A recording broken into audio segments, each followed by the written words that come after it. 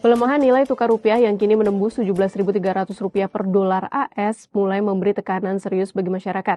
Dampaknya paling terasa pada rumah tangga hingga pelaku usaha mikro, kecil, dan menengah atau UMKM.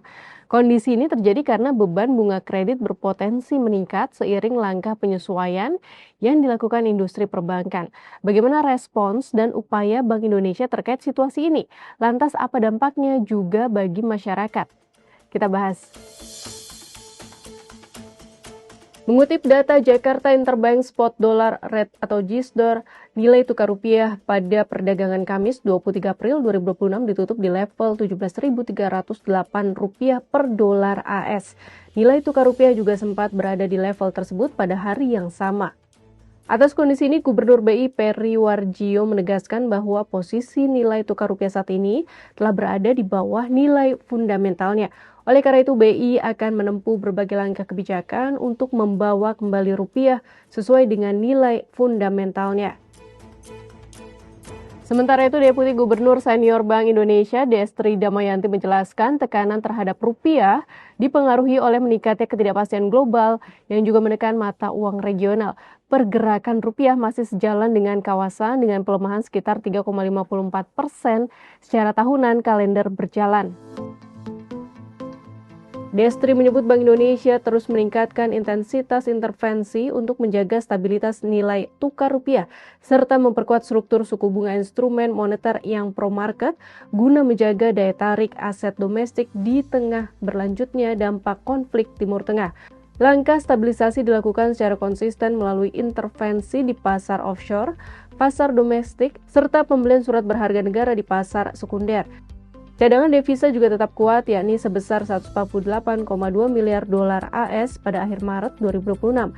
Ia juga menegaskan bahwa BI akan terus menjaga stabilitas nilai tukar rupiah dengan hadir di pasar dan mengambil langkah yang diperlukan secara konsisten serta terukur. Lalu apa dampak dari terus melemahnya nilai tukar rupiah? Senior Vice President Lembaga Pengembangan Perbankan Indonesia atau LPPI, Trioksa Siahaan berpendapat pelemahan rupiah akan mendorong bank sentral menahan atau bahkan menaikkan suku bunga acuan. Menurut Trioksa, dampak lanjutan dari kondisi ini adalah melemahnya permintaan kredit dan meningkatnya risiko kredit.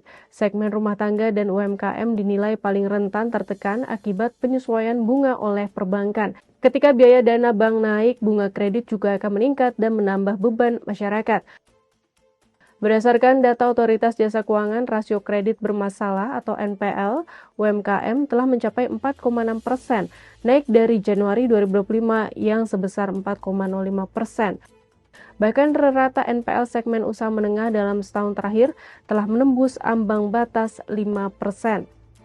Di sisi lain, risiko kredit pada segmen rumah tangga juga meningkat. Data statistik Sistem Keuangan Indonesia menunjukkan NPL kredit perbankan ke sektor rumah tangga pada Desember 2025 sebesar 2,39%, naik dibandingkan Desember 2024 yang sebesar 2,02%.